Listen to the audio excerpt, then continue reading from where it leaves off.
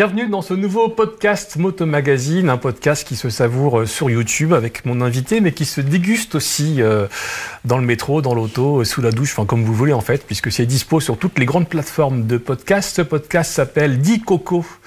Pourquoi tu fais de la moto et vous représentez le coco du jour? J'ai envie de faire cette phrase célèbre qui va là, je te prie. Ça fuse ta marque de fabrique.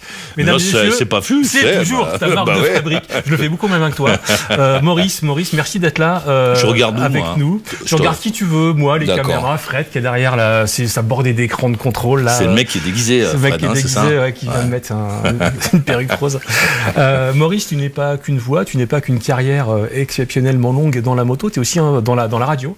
Tu es aussi un vrai, authentique passionné de moto. Je suis une personne. Et c'est pour ça que tu es là sur le canapé, non pas de Michel Drucker ou d'Henri Chapier, mais de Fifi à Motomag. Voilà. Merci Maurice. Maurice, on va parler plutôt de ton rapport à la moto, même si la moto, le boulot, le perso, la carrière... Mon rapport aux filles est intéressant. Et ton rapport aux filles, c'est une autre émission, ça. C'est une autre émission. Ouais, surtout qu'on n'est pas loin de la journée des droits des femmes. Oui. C'est le moment. Oui. C'est le moment de dérouler. C'est le moment de dérouler, voilà. Puis en plus, filles, moto, rock'n'roll, on est dans cet environnement, tout est un peu lié. Et finalement. La bouffe. Voilà. Qu'est-ce qui fait que le jeune Maurice, qui, tu m'as dit, a une enfance assez stricte, avec des règles bien précises, des règles que tu as fait éclater dès que tu as pu avoir ta propre émission de radio, qu'est-ce qui fait que le jeune Maurice se retrouve un jour sur un deux roues et se dit, tiens, en fait, c'est pas si mal que ça? Moi, c'est le hasard qui fait ça. C'est-à-dire que on joue on bricole du rock dans le garage d'un copain. Et très jeune, à 12 ans, ça, déjà. On a 12 ans, t'es déjà on se le samedi après-midi, voilà, parce que c'est des choses qu'on peut faire soi-même, quoi. Il y a autour de moi, comme pour tout le monde, il y a les passifs, ceux qui aiment bien le samedi, ils sont là comme ça, ils restent et ils regardent passer les vaches. Et puis moi je suis avec des gens qui aiment bien faire des trucs, donc voilà, le samedi, au lieu de rester juste à bavasser, on s'amuse, on fait de la musique dans le garage d'un copain. Et un jour, son père nous dit, vous les petits gars, vous êtes bien gentils, mais je sais pas pourquoi il va ripolliner le garage, vous pouvez pas venir, allez faire autre chose. Et on nous apprend qu'il y a un mec pas très loin qui fait de la mobilette sur un terrain de cross. On va voir. Et là, j'achète ma première moto confort qu'on démonte, on enlève les roues, etc. Et on tourne sur le terrain de cross. Avec une moto confort, hein, donc ça n'avance pas, il n'y a pas de suspension. Mais pour nous, c'est énorme. C'est énorme, oui, c'est ça. C'est mieux qu'un vélo. Et là, t'as pas 14 ans encore. Hein, non, j'ai 12 ans. J'ai 12 ans à peu près. Et mais c'est un dragster, le truc. Parce que jusque-là, moi, j'avais fait du vélo. Et voilà. Et là, tu t'assieds sur le monstre. Qui est vrombissant. Qui est pétaradant. Et tu tournes la poignée et le truc, il t'arrache les bras et t'emmène, quoi. Donc ça, c'est une sensation extraordinaire. Donc moi, je commence comme ça. D'accord. Voilà. Et tu trouves ça cool et tu prends l'habitude d'aller faire un peu du cross avec ta moto confort. Voilà. Sur ce terrain en banlieue parisienne. Qui est un engin formidable, quoi. Qui est un engin hyper original. On voit nulle part et qui une moto confort, c'est sûr. La dernière fois que j'en ai vu une, elle était comme il les faisait, c'est une sorte de bleu très foncé. Elle était superbe. C'était superbe. Superbe. Bon, avec les jantes rouillées. Un objet d'art. Et t'avais cassé ta tirelire pour te payer ça en fait. Donc voilà. Donc là, je l'avais payé en une seule fois, mais en ayant alors je m'étais arrangé avec mon père qui n'était pas quelqu'un qui rigolait. On avait fait un marché en fait là-dessus et donc voilà, je suis propriétaire de cette truc qui n'a pas droit de citer à la maison. Ça reste sur le terrain, donc on l'enchaîne le soir comme une bête sauvage. D'accord. Bête sauvage qu'elle est. On l'enchaîne et voilà, et on va la revoir quand le week-end d'après. Et quelques mois après cette moto confort, tu te prends à rêver de l'étape supérieure qui est une belle Aprilia, marque un peu naissante à l'époque dans le monde. À l'époque, personne ne connaît. Les mecs. Dans les 50 à boîte, il y a les... Comment elles s'appelaient, ces motos italiennes avec le moteur inversé? Le moteur était à l'envers. Et donc, le sélecteur était à droite. Et les vitesses, donc la première était en haut et les autres en bas. Alors là, tu me mets une colle, je sais pas. J'ai oublié le nom de cette brelle. Donc, il y a des gens qui roulent avec ça. Moi, je suis trop petit pour rouler avec ça, et je fais un deal et avec mon père. Et je me retrouve, donc lui, il cherche, dans mon éducation, je pense, il cherche un levier pour m'obliger à faire des choses, à avoir des bonnes notes, à bien travailler à l'école, etc. Il n'y a pas de levier. Donc il trouve ce levier. Il me dit, Banco, roule l'Aprilia Cross. Ouais. Ça reste au truc, etc. Et je me retrouve donc sur cet engin. Les autres ont tous des saloperies. Moi, j'ai une moto de champion du monde. Une moto d'usine, quoi. Ouais. Moto de pilote. Ouais. Je ne suis pas un pilote. La moto me fait peur. C'était beaucoup plus puissant que la moto confort. C'était c'était une moto c'était une vraie moto. C'était une moto de motard aguerri. Et donc moi je suis sur ce truc-là, je me fais passer par les mecs en moto-confort dans certains points critiques du truc, et à un moment je me dis ça ne peut pas durer. Enfin, je veux dire, parce qu'en même temps les mecs ça les fait marrer, tu vois. Mais moi j'ai un outil, un truc incroyable, et je me fais passer par des mecs qui ont des motos qui vaudraient 5 € aujourd'hui. Alors paradoxalement, ton père avait peur que tu te fasses mal sur la route, donc te mets sur un terrain de cross, et tu vas te tôler assez violemment et assez rapidement. Voilà, explique. Et donc un jour je me dis, je peux pas continuer à être ce minable sur ce destrier. Il faut que ce soit moi qui mène la dent. Tu décrètes la fin de l'humiliation. Voilà. Et donc je me dis, il faut faire parler les watts, etc. Et bon, le jour où je fais parler vraiment les watts, je m'envole dans le ciel, je me prends une tôle incroyable, j'ai mal partout, j'arrive plus à rien faire. Donc ça change un peu l'ambiance, et ma maman se dit, mon fils va se tuer, je pense. Donc, je vais lui acheter une mobilette. Les petits-enfants de son âge, j'ai 14 ans, bientôt. Pour mon anniv, elle m'offre donc un 103 MVL. Un 103 MVL beige. Avec les amortisseurs. La classe absolue. Un engin urbain. Une mobilette de route avec des belles jantes chromées, des rayons.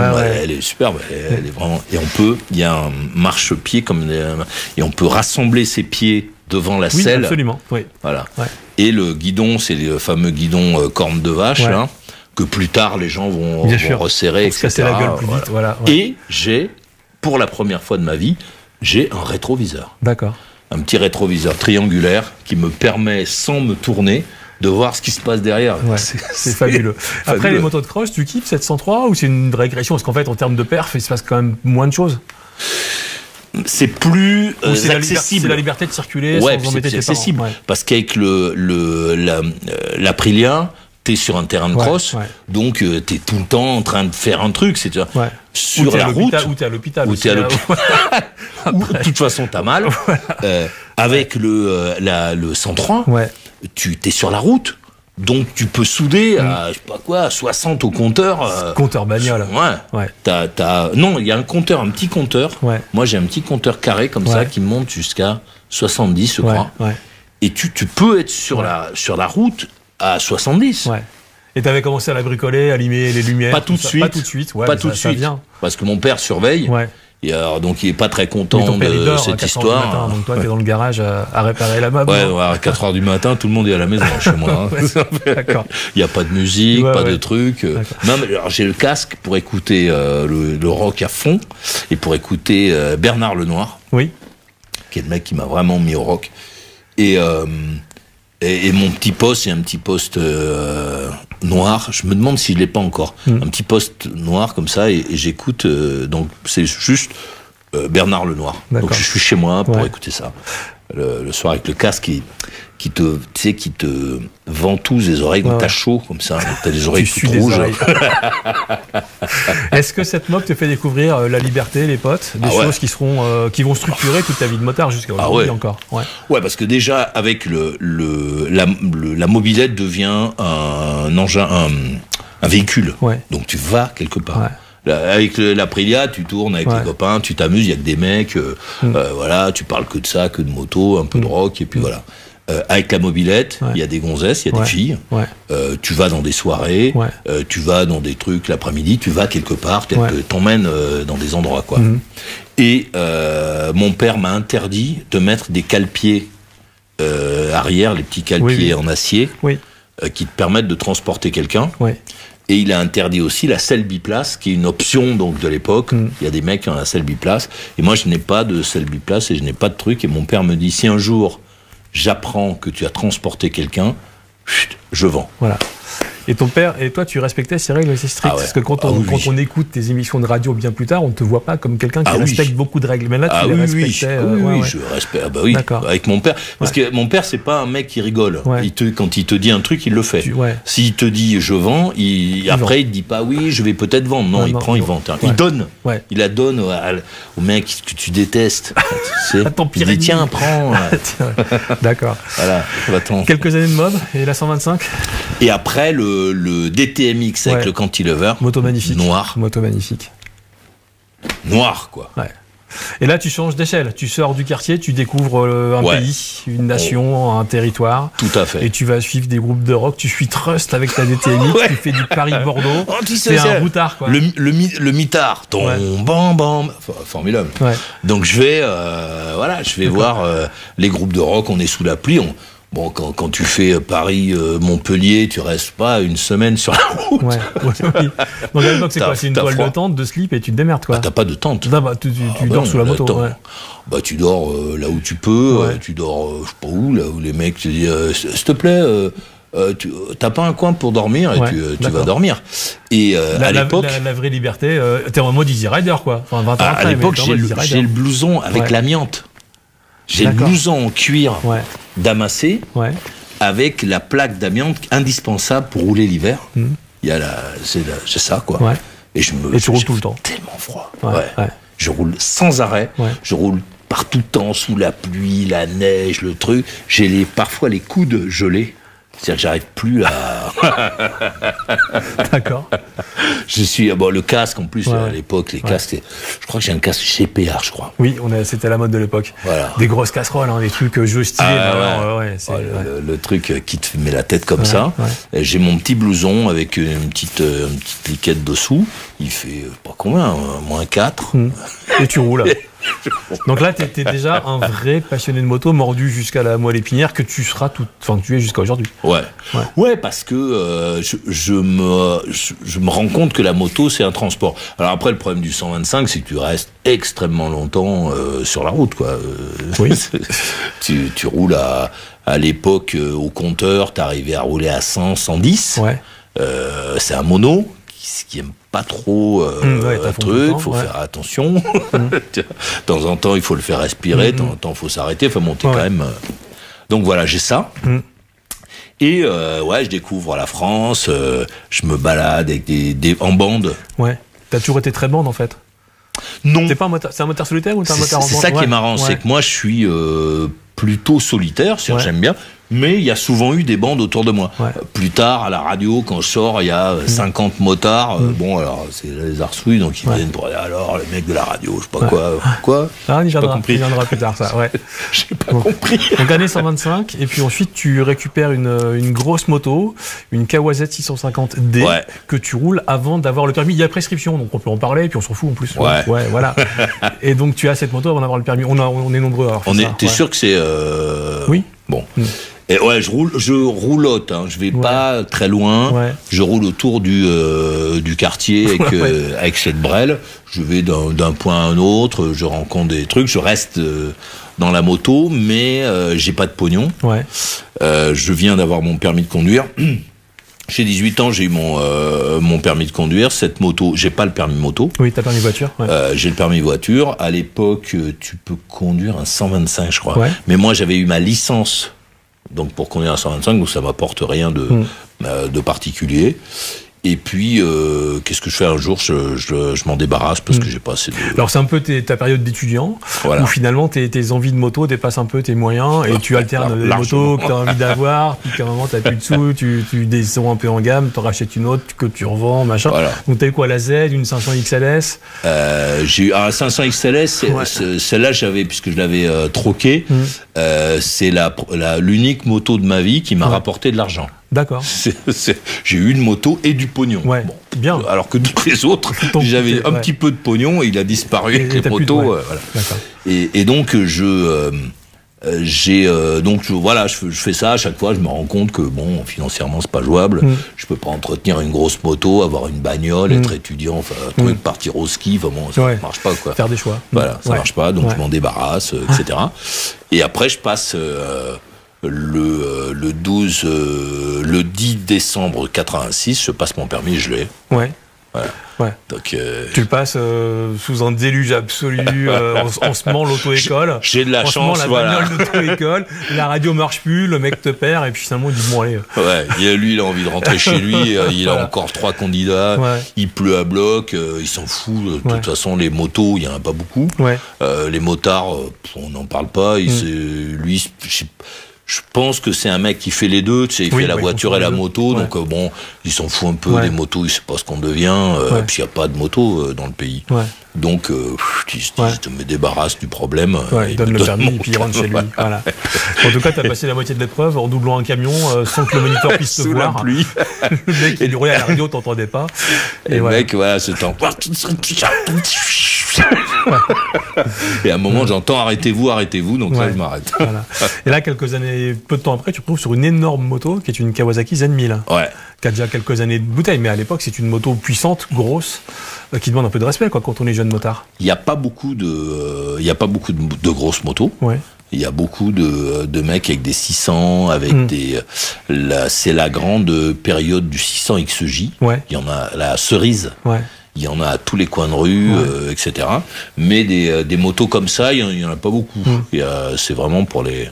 Et moi, j'en ai une, et assez rapidement, bon, je me rends compte que c'est pareil, c'est pas jouable. Donc, oui, sauf qu'entre-temps, tu rencontres de vrais motards qui, eux, sont expérimentés, et tu découvres un peu une autre façon de faire de la moto. C'est-à-dire, on est un peu sur la... Je découvre la vraie façon de faire de la moto. C'est-à-dire que là, il y a une sorte de hiérarchie. Il y a les motards qui sont devant, et les pétzouilles aspirants qui sont derrière dans le groupe, et auxquels on fait signe de temps en temps pour rigoler. On les envoie devant, tout le monde roule à toc, nous on essaie de suivre, et à un moment, quand toi tu as l'impression que tu es presque à fond, le mec il te fait signe d'y aller, de passer. Donc bon, tu roules au-dessus de tes pompes, t'as peur, mais bon, tu fais parce que tu te dis que c'est le seul moyen de rester dans le groupe, que les mecs, bon, ils te parlent pas beaucoup, parce qu'on est petits jeunes, etc. Ils nous initient, en fait, à la moto. Et donc, c'est avec ces gens-là que je découvre les routes de Cambrousse à virage, où les mecs, ils disent, mais non, faut pas faire comme ci, faut te mettre comme là. Eux-mêmes ne savent pas le faire, mais bon. Voilà. C'est le job party avant l'heure, un peu, ça, non? Je pense que Christian, il a eu cette vision. Dans la réalité, c'est l'univers de la moto, c'est l'univers de la moto, parce que c'est ce qu'il a dépeint dans le job party. C'est une réalité, en fait. C'est vraiment ce qu'on faisait tout. Pourquoi est-ce qu'on roulait à moto, alors qu'il pleuvait, qu'il faisait froid et tout ça? C'était d'abord pour se mesurer les pieds, pour voir qui avait les pieds les plus longs, les plus épais, qui appuyait le plus dessus, quoi. Et ça, c'est super, parce que à chaque fois que tu sors, ta boîte à souvenirs, elle se remplit. Bien sûr. Parce que tu vis des trucs. Après, il y a des mecs qui parlent de toi. Ils disent, ah ouais, c'est toi le mec qui a fait ci à tel endroit. Donc, tu vois, t'as de l'importance. Tu chopes des galons sur les épaules et tout. Voilà, tu commences à être le mec qui fait des trucs. Donc, c'est une ambiance qui est vachement sympa et que tu demandes. Et autour, parce que là, à cette époque, la moto, c'est un truc de mec, de poilu. Et autour, t'as les gonzesses. Donc qui sont fascinés par ce monde-là, par ces gens-là, par la mécanique, par les cuirs. Les gladiateurs. C'est ça, c'est vraiment l'image que vous renvoyez. Les gladiateurs. Il pleut, il neige, il vente, on est là, on débarque. Vous tirez la bourre. On va au bar, on fait la bourre. C'est génial. Et comme on n'a pas de fric, on a des sessions de mécanique, donc là on apprend, parce que voilà, t'as pas de pognon pour te dire maintenant il faut faire un plein d'huile ou faire une synchro, je la dépose au garage et j'attends monsieur, vous me direz quand elle est prête. Donc le samedi, t'as les autres, ils disent bon alors, on va aller où t'as truc là, on emmène le machin, on démonte, et tu t'inities en fait à la mécanique, mais c'est une obligation. T'es obligé d'apprendre, parce que si t'apprends pas, ta moto elle roule plus, parce que t'as pas les moyens de le faire par quelqu'un d'autre, quoi. Donc ça fait des sessions de week-end, de samedi, de fin de journée qui sont formidables. On mange, on boit, on rigole, on s'amuse, on fait de la mécanique. Et en même temps, moi, j'ai la pression parce qu'il faut que je fasse tout ça, mais que je continue à soit à œuvrer professionnellement parce que je suis dans un truc où bon, il faut que je bosse, il faut que je continue à avancer. Soit précédemment, voilà, j'ai mes études à finir, j'ai un deal avec mon père et mes parents. Mais ça, cet univers de moto, tu sens que c'est ta famille, quoi, globalement, ou pas? Je me rends pas compte. Oui, mais ça cristallise l'essentiel de ton temps, de tes revenus, de tes centres d'intérêt ou pas? Ouais, mais c'est pas. Je me rends pas compte. Ouais, t'es dedans, quoi. Ouais, c'est normal. Ouais, c'est normal. Ouais. Voilà, les mecs ils viennent te voir, te dire bon, on bouge à quelle heure? Enfin, tu vois. Ah ouais. C'est entendu que le samedi on va bouger. Voilà, et que de toute façon, on va faire une arsouille. Ah ouais, il y a machin, il y a Raymond, son cousin qui vient de Lille, il a telle moto. Ah bon, on va lui montrer. On va lui faire une petite promenade dans le coin. Voilà. On se mesure, on s'amuse, quoi. Ouais. C'est ma vie, c'est comme ça, quoi. Ouais, voilà. D'accord. Petit bond dans le temps. Alors, je sais pas si tout le monde le sait, mais en fait, Maurice est un étudiant brillant, bac à 16 ans. T'es avocat, t'es journaliste, et c'est le journalisme. Bah oui, c'est le journalisme qui te fait rentrer dans le monde de la radio. Avec cette voix inimitable et unique, mais aussi justement une formation de vrai journaliste. Et au début, t'es sur les antennes de Radio France, et tu m'excuses pour cette vision un peu biaisée et peut-être condescendante, mais tu fais de la radio locale. En gros, c'est France 3 sur les images. Donc, non, mais c'est concours de belote. Non, mais c'est vrai. Chat écrasé. Mais et travaux super. sur la route départementale 887. Et t'adores ça. Et l'interview du maire. Non, j'adore pas ça, mais je me dis que c'est un point de passage pour devenir patron de Radio France. Martin Bouygues. Voilà. C'est le seul moyen. Donc c'est par là qu'il faut passer. Et en même temps, faire l'interview du maire de Vaison-la-Romaine, c'est compliqué. Enfin, tu vois, ça tombe pas sous le sens. Ça se travaille. Il aime pas beaucoup parler en public. Et donc au début, tu es dans une approche très formelle de la radio. C'est-à-dire que tu es dans un rôle journaliste très académique. Je fais ce qu'on me dit. T'es pas sec, c'est rock'n'roll, quoi. Tu fais, j'écoute du rock chez moi, mais à Radio France, j'exécute. De toute façon, c'est le seul moyen de rester dans la boîte. Donc tu passes des disques de Barbara, enfin tout ça. Ah ouais, Jean Ferrat, mon Dieu, que la montagne. Je me fais tout le catalogue. Alors du point de vue de ma culture musicale personnelle, c'est génial, quoi. Je fais les championnats du monde d'accordéon. Commentateur. Sérieux? Oui. T'es commentateur Commentateur des championnats du monde d'accordéon. T'allais voir René Verchuren en disant qui va là, je te prie. Alors non, pas à l'époque, mais je fais une interview d'Yvette Horner. Sérieux? Oui. Elle est sympa, Yvette. À ce moment-là, elle doit se dire les questions sont un peu connes. De toute façon, ça fait partie du job. C'est le moyen de faire le truc. Et je circule parce que j'en ai fait plein des radios France. Donc je circule à chaque fois dans la Cambrousse. Je vais voir des gens, etc. Et pour moi, c'est ça le métier de journaliste. Et une fois que j'ai fait mon reportage, il ne passe pas. Oui, c'est ça. Je l'ai monté. L'interview du maire de Corbeil en Parisie ne passe pas. Et attends, t'as le coussin qui est là. Bouge pas, je vais te le chercher. Le coussin. Et le boulot énorme. Merci beaucoup. Le boulot énorme que j'ai fait, que j'ai monté, j'ai passé des heures. Faut sortir la langue pour couper. J'ai coupé, bien biseauté, j'ai remis le scotch bleu là. Le truc se perd dans les 27 étages de la maison de la radio. Ah non, mais tout le monde s'en fout. Excusez-moi, mon reportage sur l'interview du maire du Coudray-Monceau, alors. Quoi? Ben oui, on m'a demandé. Ah oui, non, ça on les passe pas ces trucs-là. On les passe pas. D'accord. Et j'en ai des tonnes. D'accord. Faudrait que tu fasses un jour le recueil de tes interviews pas passées. Un peu le truc. Et à chaque fois, donc je demande parce que j'ai envie d'évoluer, etc. Mais dans la réalité, il y a que moi qui ai entendu mon truc. C'est-à-dire le maire. Moi, j'adore. Super. Qu'est-ce que quelle interview. Le maire appelle. Oui, bonjour. Il y a un jeune homme de couleur. de couleur qui est venu poser des questions. Parce que lui, soudain, il a un doute. Attention. C'est son moment, on dit Warhol. Ah ouais. Je débarque à chaque fois, j'ai une voiture avec marqué Radio France dessus. Ouais. Une voiture officielle. Limite, il y a une escorte de motard, voilà. La police avant. Mais pour ce basané qui débarque dans un village, dans un truc, c'est quand même une bonne carte de visite. Parce que les gens se disent pas, il l'a volé, il va faire semblant. Si j'étais arrivé en Renault 5 TL, il serait dit, voilà, j'ai le Nagra qui vaut plus cher que la bagnole, avec moi. Et donc ça marche. Mais après, le mec, il écoute tous les jours, à partir du moment où je suis parti, il écoute tout le temps. Tout le village écoute. Sur les haut-parleurs, pour entendre le truc.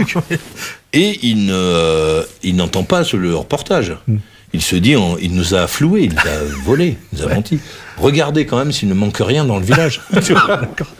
Alors cette expérience, tu as quand même appris, les bases du métier de journaliste radio. Tu as appris beaucoup de choses sur la technique. Oui, alors après, au sein de Radio France, c'est une école formidable, parce que tu rencontres des gens qui savent des choses, qui les ont vraiment apprises, quoi. Pas des gens comme maintenant, là, tout le monde sait tout faire. Parce que sur YouTube, il y a des tutos qui sont faits par des gens qui savent pas faire le truc, mais bon. Oui, puis un iPhone te permet de te croire réalisateur aujourd'hui. Mais donc je rencontre des gens qui m'apprennent les fréquences, etc. Donc là, c'est une école. C'est vraiment fabuleux, puis c'est une maison à laquelle il y a les moyens. Ouais. Alors là, tu es dans le monde du formalisme, après tu vas passer dans le monde, je dirais, de l'antiformalisme avec tes propres émissions de radio libre, mais entre-temps, tu arrives quand même à faire un truc incroyable. C'est-à-dire que sur Radio France Melun, qui se souvient de Radio France Melun, tu fais une émission de moto à la radio. Et donc tu fais des émissions un peu comme les youtubeurs d'aujourd'hui, sauf que c'était il y a quelques années. C'était en 88. Tu parles dans ton casque. 1900, pas 1800. Tu parles dans ton casque avec le Nagra scotché sur l'air de la selle. Tout à fait. On t'a bricolé un micro dans le casque. Parce qu'à l'époque, les micros, c'était, comment techniquement, comment c'était possible? Ouais, parce que il y a un mec qui est assez marrant, qui est une sorte de philosophe qui est à la technique dans la radio, et que ça l'amuse. Ça l'amuse. C'est un mec qui s'ennuie un peu à envoyer les bobs, les machins, les trucs quand les gens parlent. Et soudain, il y a quelqu'un qui lui propose d'essayer de faire quelque chose. Donc ça l'amuse, et lui, il me bricole mon bazar. Et je démarre avec Moto Radio, je crois que ça s'appelait. Ça s'appelait Moto Radio. Voilà. On va chercher sur l'INA ou si on retrouve ça. Je pense qu'il y en a encore. Et donc tu fais des essais en roulant. Ouais. Je raconte ce que je vis en roulant, ce que personne ne fait à l'époque, sauf de temps en temps Nicolas Hulot, mais qui fait pas que de la moto, Nicolas Hulot, à ce moment-là, je crois. Il fait des expériences. Alors, il a fait des émissions de moto une dizaine d'années avant, je crois. Je serais assez curieux de voir d'ailleurs comment il parlait de moto à l'époque par rapport à ce qu'il est devenu. Je pense que l'évolution serait intéressante. Mais toi, voilà. Et en fait, à un moment, tu fais des tests d'ABS l'hiver sur des routes froides. Enfin, raconte-nous un peu ça. Je fais des trucs quand l'ABS sort sur les motos. La première moto qui a l'ABS, je crois que c'est une BM. Et donc BM France m'en prête une, et je dis aux gens, donc j'ai mon bazar là, et je dis voilà, je vais prendre les freins là. C'est l'hiver, il fait froid, ça brille, je vais prendre les freins. En plus, t'es sur une route pas limitée, donc tu arrives assez vite. C'est ça. Et donc voilà, donc j'essaie. Il suffit pas de freiner, pour ceux qui savent rouler. Il suffit pas de prendre des freins.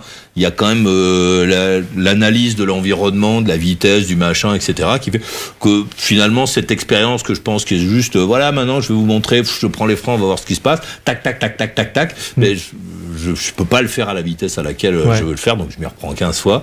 Et puis finalement, je le fais, mais à 40, et on entend les freins, donc parce qu'à l'époque c'est assez rudimentaire comme truc. Et ça fait clac, clac, clac, clac, clac, clac, clac, clac.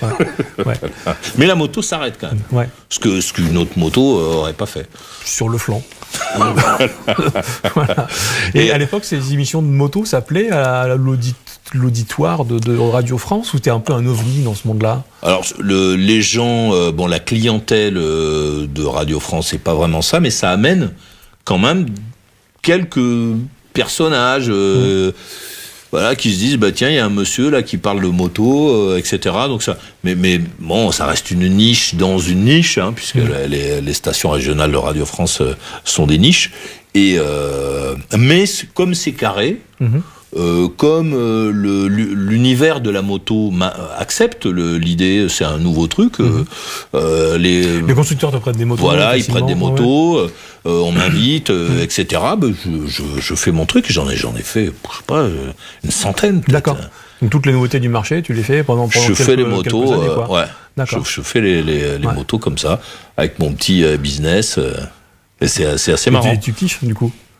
Ben c'est comparé à mon quotidien du truc où je fais bonjour madame monsieur, nous allons passer une bonne après-midi. Oui, la météo, quelle heure est-il, tout ça. Voilà.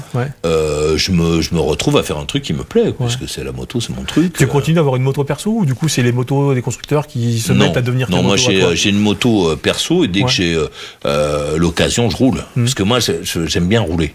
Donc je fais des bornes, quoi. Je vais en Finlande, je vais en Turquie. Je vais loin, quoi. D'accord, tu refais beaucoup de voyages comme ça. Ouais, parce que la moto pour moi c'est un engin c'était une machine à arsouille formidable pour t'amuser à faire la course. Dans toutes les conditions, et en même temps, puis en plus à Paris, t'as le périph' qui est un endroit de jour où tu peux passer entre les voitures, c'est extrêmement dangereux, c'est un truc de fou furieux, mais donc c'est un circuit qui est ouvert en permanence.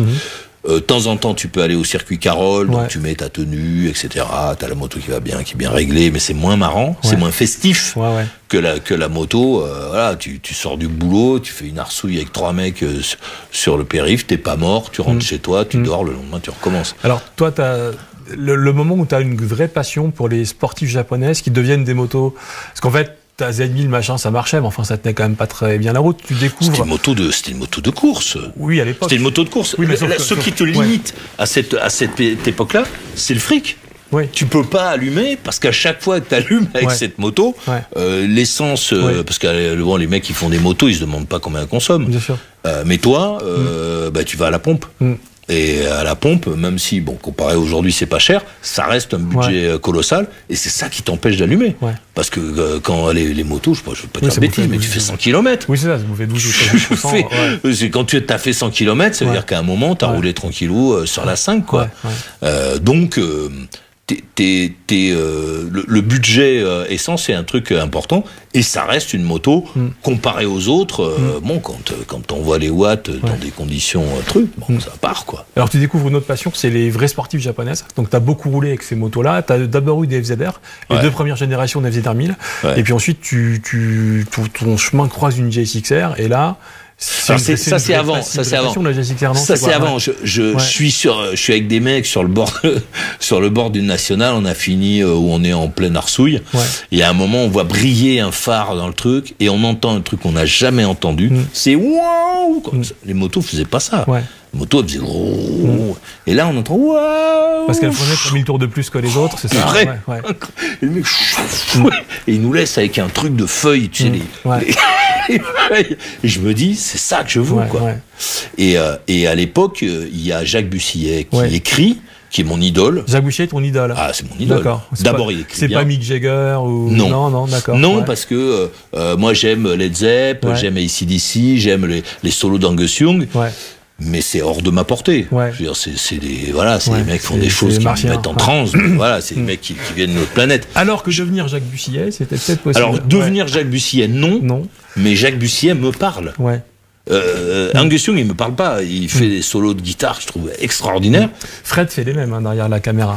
Et tu vois, il me tarde de les entendre. Après, dès que c'est fini, Jacques Bussillet, voilà, plus grande plume, rédacteur en chef de MJ. Il est rédacteur en chef. Et il écrit des choses formidables. Et il a écrit des trucs sur le GSX-R. Donc c'est notre pape. Le pape a dit qu'un jour, on vivrait la présence de ce truc. Et ça existe. C'est le pape. Donc ce qu'il dit, c'est vrai. Et on a le bazar, quoi. Et là, tu te dis, et en fait, sur la flopée, tu te souviens de combien de motos tu as eu dans toute ta carrière de motard? Je ne peux pas compter. J'en ai eu beaucoup. J'en ai eu beaucoup, puis j'en ai eu plein en même temps. On est quoi sur 50, 100 motos? J'ai même vu cette moto. Comment ça s'appelait ce truc-là? La moto de chez Kawa, le 7,5 Z XR. Ah bah oui, bah bien sûr. Le truc vert, là, oui, elle existait en vert et en rouge. La première, c'est la Stinger. Et après, Stinger, voilà, c'est ça. J'ai eu le ZXR. Le Stinger. C'est bien ça. Des problèmes de boîte Sérieux? avec cette moto, mon Dieu. Mon Dieu, j'arrivais pas à rouler avec. Pourquoi? Alors le point mort était impossible à trouver. Donc déjà, t'étais voilà. Ouais. Donc tu pouvais pas ressouiller avec cette moto. Quand elle était sur la béquille, tu te faisais plein d'ennemis, plein de mecs qui disaient ouais, tu vas voir. Et puis quand tu partais avec la moto, il y avait des trucs, il y avait des problèmes de boîte. Enfin, moi, en tout cas, j'ai détesté cette moto. D'accord. Et donc, sur toutes les sportifs que tu as eues, il y a un point important, c'est la GSX-R. Ah oui. Ouais. La GSX-R, Suzuki, avec le 1127. Le 1127 R8. Ouais. Alors il y a eu le 10 avant, qui me plaît moins que le 1127 R8 noir là. Ouais. Et ça j'en ai encore aujourd'hui dans ma cuisine à côté du jambon. D'accord. En morceaux. Voilà. En morceaux. Et parce que je trouve c'est un moteur qui me plaît. Et c'est vrai que la philosophie de Suzuki, j'aime bien l'idée. Les autres font des motos, alors ils sont, tu vois, c'est à peine si t'as pas une petite ligne de merisier sur le côté, tellement c'est bien fini. Bah, et Suzuki, Honda, voilà, c'est ça. Et Suzuki, ils mettent un cadre formidable, un moteur dedans, ils le boulonnent, et puis après ils disent ah mais tiens, faudrait mettre un guidon, vous avez un guidon, et puis ils jettent un guidon, un truc, des machins, tout ce que. Ils prennent des Komodo qui font des R qui ont 15 ans, ils les collent dessus, et puis il en reste dans le carton, là, tiens, mets ça. On va pas les jeter, hein, et c'est vrai, parce qu'on s'en fout. Tu m'as dit un truc rigolo, tu avais lu dans votre journal le profil psychologique des acheteurs de Suzuki par rapport aux acheteurs de Honda. Vas-y, raconte-nous ça. Qui était vraiment c'était le front bas, les acheteurs de Honda, c'était des gens intelligents, bien habillés, qui savaient vivre, se représenter en société. Et alors je me souviens plus pour les autres, mais les acheteurs de Suzuki, c'était des gens qui étaient prêts à faire n'importe quoi pour boire une bière, quoi. En gros, voilà, ça, le front très bas, etc. J'adore cette idée. Je trouve qu'elle marche vachement bien. D'accord. Parce que à cette époque-là, Suzuki font des avions de chasse. Un avion de chasse, c'est pas un bel engin. C'est un truc qui est prévu pour quand le mec il envoie les watts, ça part. Voilà. Alors t'as un tic de langage. Il y a beaucoup le mot arsouille, envoyer les watts, rouler à fond. Alors on va parler avec beaucoup de passé, participe passé composé, plus que parfait, on va faire les règles. Il y a prescription absolue, mais quand même à cette époque-là, c'est un peu moins le cas maintenant, mais pas voilà. Mais à cette époque-là, tu conjugues la moto avec la performance et l'arsouille entre. Pour toi, la moto, c'est se tirer la bourre. Ouais. C'est se tirer la bourre. Oui. Donc il t'est arrivé il y a très longtemps sous Louis XIV de faire des tours de périph' de nuit à fond avec tes potes. Tu n'es pas le prince noir. Non. Non, je le dis bon, voilà. Il y a quelques virages comme le raccordement entre l'A6B et le périph' qui sont le Maurice Corner où tu aurais vendu un rein pour ne pas finir deuxième. C'est ça, tu conjugues vraiment ça. Ouais, c'est cette idée un peu folle que la moto, et en plus les sportifs japonaises des années 90 le permettent parce qu'elles tartinent, mais les motos ça a toujours tartiné, sauf que là il y a quand même un peu un châssis, on commence à avoir des freins et des pneus radio. Voilà. Donc on peut commencer à mettre tout ça ensemble, à mettre la poignée. Et t'es obligé un peu de battre avec. Et à penser de rentrer vivant, même s'il faut que tu te battes un peu avec. Voilà, faut que tu te battes un peu avec. Donc ça a un côté, ton intervention fonctionne. C'est jamais joli. C'est jamais. Si on reprend les trajectoires, c'est jamais. Mais alors quel pied à chaque fois. Et moi j'ai une chance formidable, c'est que je travaille. Je finis de travailler la nuit. Oui. Et c'est l'heure à laquelle les chats donc gris sortent. Et m'attendent devant la radio pour me dire ouais toi t'es le mec de la radio je sais pas quoi tu roules la moto c'est-à-dire que les mecs t'attendaient en bas pour te vérifier quoi. Mais oui t'es le mec de comme tu travailles à la radio tu peux pas être un mec qui arsouille à moto c'est pas possible puisque tu parles aux autres. Je dis ce mec je comprends pas ce que tu dis oui non mais parce que nous je sais pas quoi. Et alors toi au Moyen-Âge t'aurais pas essayé de battre en duel quoi, c'est-à-dire qu'en gros ton honneur est en jeu. Allez hop viens je vais te montrer. Bah oui parce que les mecs qui sont là à dire mais pourquoi qu'est-ce qu'il y a pourquoi parce que toi tu travailles pas à la radio donc pourquoi toi t'allumes mais pas moi parce que je parle aux gens. Donc effectivement donc ça fait mais il y a 30 motards. On va à Vincennes tout le temps les mêmes ou c'est où t'as il y a un noyau de potes qui attend qui écoute l'émission et qui attend qu'elle soit finie pour venir m'attendre à Beaubourg devant la radio. Il y a Vincennes, il y a Bastille, Vincennes, qui sont les endroits où on retrouve les gens. Et ensuite, après Bastille et Vincennes, il y a l'Arsouille.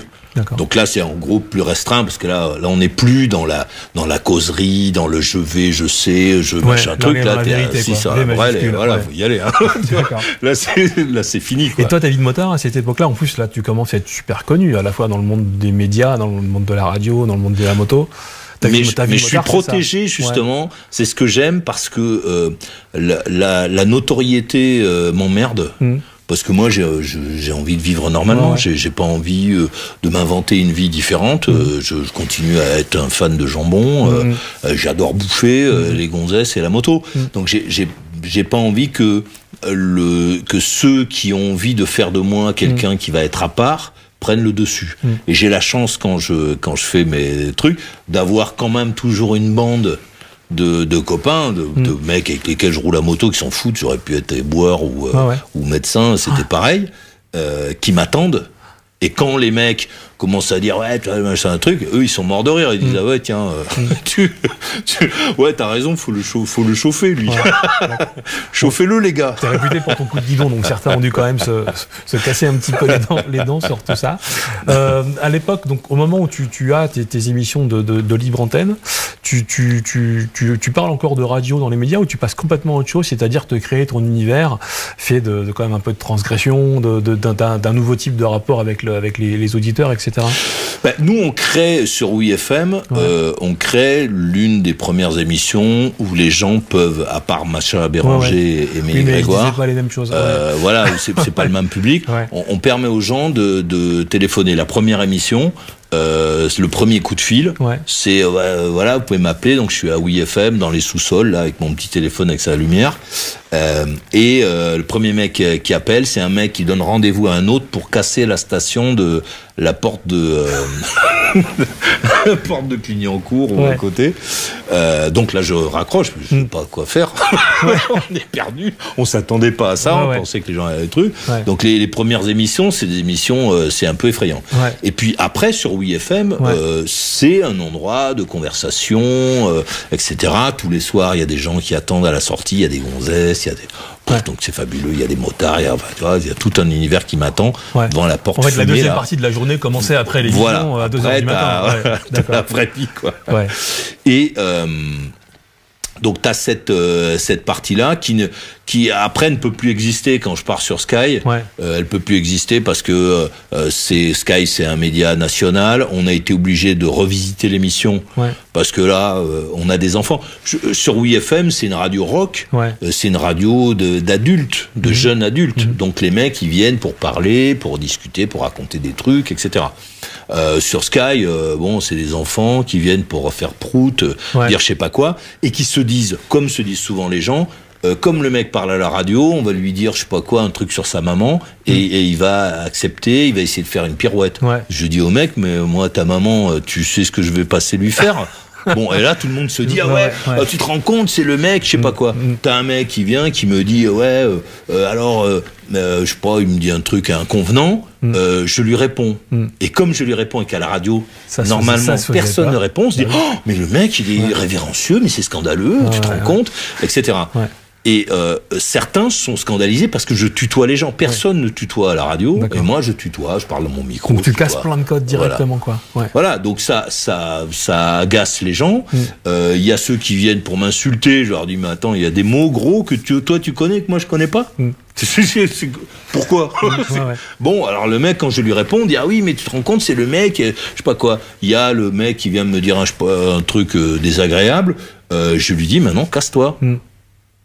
Il vient m'emmerder, je lui dis casse-toi, comme tout le monde fait. Comme on ferait dans la rue, si on dit, ah oui, tu te rends compte, c'est le mec qui dit casse-toi. Mais je passe mon temps à parler avec des gens, l'émission dure 3 heures, 3 ou 4 heures chaque soir. L'essentiel est fait de conversation, et au milieu de ça, il y a, je sais pas quoi, le mec qui dit oui, alors tu me raccroches parce que je sais pas quoi, mais si jamais je viens, est-ce que tu vas me raccrocher? Je lui dis viens. Et viens en moto, tu vas voir. Le mec il vient, il débarque dans le studio, je lui dis maintenant, casse-toi. Pareil que... Pourquoi je lui dis ça? Parce que ce qu'il raconte, ça présente aucun intérêt. Tu fais le malin. C'est quoi les années qu'a trouvé le plus sympa? C'est UFM entre adultes ou Sky avec un public un peu plus... Ah, c'est aujourd'hui. C'est aujourd'hui. Ah ouais. C'est encore oui. aujourd'hui. Ouais, parce qu'on est, on est sur le feuilleton. Ouais. On a les gens qui appellent, viennent nous emmènent chez eux. Ouais. Ça, c'est génial. Ouais. Ça, moi, je suis complètement fanatique. Tous les soirs, c'est une excitation. Moi, je suis très excité, l'équipe aussi. On est excité parce qu'on ne sait pas ce qui va se passer, parce qu'on va entendre des choses, et on entend des gens, parfois des gens qui disent des choses qui te heurtent, quoi. Ouais. Mais c'est la vraie France, quoi. Les gens qu'on n'entend pas, qui peuvent pas parler ailleurs. D'accord. On m'a raconté que des fois, tu me dis si c'est vrai, que tu mettais deux auditeurs qui s'engueulent, tu mettais les téléphones face à face et tu te barrais du studio et tu les laissais s'embrouiller comme ça pendant quelques temps. Non. Légende urbaine ou réalité, non? Ouais, c'est plutôt une légende. Je reste là parce que moi, mon travail, c'est quand même de permettre aux gens de parler et de respecter la loi. D'accord. Ouais, et donc de contrôler malgré tout. C'est la plus vieille émission de conversation de France. Elle a 30 ans. D'accord. Elle a 31 ans. Et on a essayé de nous emmerder avec les choses qu'il faudrait dire ou qu'il faut pas dire. Les gens disent des choses, parfois ils vont très très loin dans ce qu'ils disent, mais ils disent des choses qu'on a le droit de dire chez nous. Mon boulot, c'est de surveiller ça, c'est d'être le mec avec le fouet qui dit à celui qui est chez lui, arrête d'être frustré et de te dire que personne va t'écouter, viens parler avec les autres, et les autres peuvent venir. Donc j'ai cherché un peu sur YouTube avant de te recevoir, je suis retombé sur des épisodes où un mec dit que sa femme l'a rendu cocu et qu'il va la tuer, parce qu'en prison il aura la liberté d'être seul, et tu fais non, c'est pas ça la liberté, enfin toi, je sais pas si tu te souviens de ces moments-là. Tout à fait. Mais t'as dû vivre des moments assez étonnants. C'est ce qui est bien, c'est que tu vis avec ton voisin de palier auquel tu parles pas, c'est ce que je dis tous les soirs. Tu ne parles pas, mais par contre il va venir parler. Qui veut tuer sa femme. Il va venir parler dans ta radio. Il va pas te parler, mais il va venir parler dans ta radio. Et tu vas entendre des choses, tu te rends compte que les gens, la plupart des gens, ils ne comprennent rien à l'organisation de notre pays, par exemple. Ils ne comprennent pas comment ça marche. Alors ils sont énervés, ils répètent des trucs, répètent des gens, parce que en plus avec l'avènement de la communication, de chacun à sa propre télé à la maison, ceux qui parlent 4 fois du café deviennent des spécialistes du café. Ils ne savent pas où est-ce qu'on le fait, comment on le fait, comment c'est quand c'est pas dans le magasin, mais ils deviennent des spécialistes du café. Donc là, l'intérêt, c'est justement que ces gens viennent ensemble. S'ils parlent pas avec moi, ils parlent entre eux. Et moi, à certains moments, je vais intervenir. Revenons à la moto, parce qu'en fait, c'est cool, la radio aussi. Tu n'arrêtes pas, malgré la notoriété et le temps que te prennent ces émissions, tu n'arrêtes pas de travailler avec de la moto. Tu deviens journaliste au Jobar Mag. Dirigé par l'excellentissime Michel Bidot avec l'autorité un peu tutélaire de Christian Debar, puisque c'est un peu l'esprit foutraque complètement de la moto, c'est le magazine. En fait, est-ce que c'est pas à la presse moto ce qu'est ton émission à la radio, c'est-à-dire un truc complètement irrévérencieux qui casse des codes et qui se fout un peu de tout, mais qui le fait quand même, quoi. D'abord, il y a la personnalité de Michel, moi, c'est un mec, Mimi, qu'on embrasse, que je trouve que je salue bien, qui est un mec formidable. Il y a 2 mois ou 3 mois, on a fêté les 25 ans de Maurice Radio Libre, il est venu, et quand je lui parle, je lui dis alors Michel Bidot, qu'est-ce que le truc? Il me dit la moto c'est fini. La moto c'est terminé. Et il a un truc, une vision qui est vachement intéressante, quoi. Et donc c'est lui Michel qui vient me voir à l'époque, parce que Michel il fait de la radio à ce moment-là. Il travaille sur Canal 9. Et bon, voilà, on se croise de temps en temps, on parle de moto, etc. Il vient me voir, il me dit voilà, on va monter un canard qui s'appelle le Jobar Mag avec Christian et tout ça. Qu'est-ce que t'en penses? Viens. Et donc je lui dis bah oui, bien sûr que je viens. Et toi, tu as participé à tous les numéros de ce magazine, quasiment. Il y en a eu combien? Une cinquantaine, hein, ça a coulé au bout de 52, 53, 51. Je pense, mais on s'éclate. Alors la rédaction, elle est dans Paris, après elle s'éloigne en banlieue, elle est de plus en plus loin. C'est de plus en plus compliqué de se voir parce que mais l'état d'esprit, il est génial. Ton journal, déjà tu écris ce que tu veux, t'es totalement libre. On m'emmerde pas. Tout ce que j'écris est imprimé. Je fais les essais des motos que j'ai envie d'essayer. Donc je me fais l'une de mes préférées, c'était les bimotas. Je fais des bimotas, je fais des motos, des motos De la sportive, quoi. Ouais, de la sportive, parce que j'aime ça. Ouais. Et puis en plus, on part en voyage ensemble. Ouais. On va faire un peu des... Alors Michel, c'est pas un arsouilleur, mais Christian un peu. Ouais, ça on peut pas dire ça. Donc on roule, on roule ensemble. Michel nous dit, mais vous êtes vraiment une bande de cons à rouler comme ça. Il nous fait la leçon, il nous engueule, hein. Il nous engueule parce qu'il a raison. Tu sais que Michel n'est jamais tombé à moto de sa vie. Et ouais. Même par gravité. Quand on le voit rouler, quand on le voit rouler, on comprend. Mais non, mais il n'est jamais tombé de sa vie alors qu'il a fait énormément de kilomètres. Oui, ça pour rouler. Ouais. Mais bon. Donc c'est quoi des bons souvenirs en fait, ce Joe Barmag. Mais il est la voix un peu raisonnable, quoi, sur la route. Michel raisonnable. Ah oui, sur la route. Sur la route. Sur la route, il est la truc. Et à chaque fois qu'on s'arrête, il nous traite de cons. Il nous dit mais pourquoi vous roulez comme des imbéciles? Et on se dit c'est vrai, il a raison. On arrête. Alors, on repart. 10 minutes, on arrête 10 minutes, Ouais, 100 mètres, 150 mètres, on roule avec lui. À un moment, il y en a un qui fait un truc, t'entends, mais tu dis, attends, lui, il est en 3e, là. Et de barre, il va partir. Il envoie. Ah ouais, mais à l'époque, Christian, il roule, Il roule, on s'amuse bien. C'est quoi les souvenirs marquants de cette époque, Joe Barmag? C'est l'un des trucs les plus drôles, c'est la sortie avec Étienne Godard. Ouais. Personnage, s'il en est. C'est vrai qu'il vienne un jour, Étienne, sur ce canapé. On va à Montcuq. Montcuq. On part à Montcuq, on est dans l'herbe là-bas. On fait Moi, j'ai fait une bourre avec un... Moi, je pars de Paris et on n'est pas ensemble, je crois.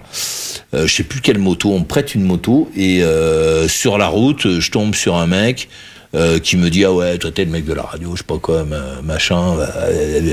Je lui dis bah, si tu veux là maintenant on va régler notre problème, on va voir le mec de la radio, là on roule.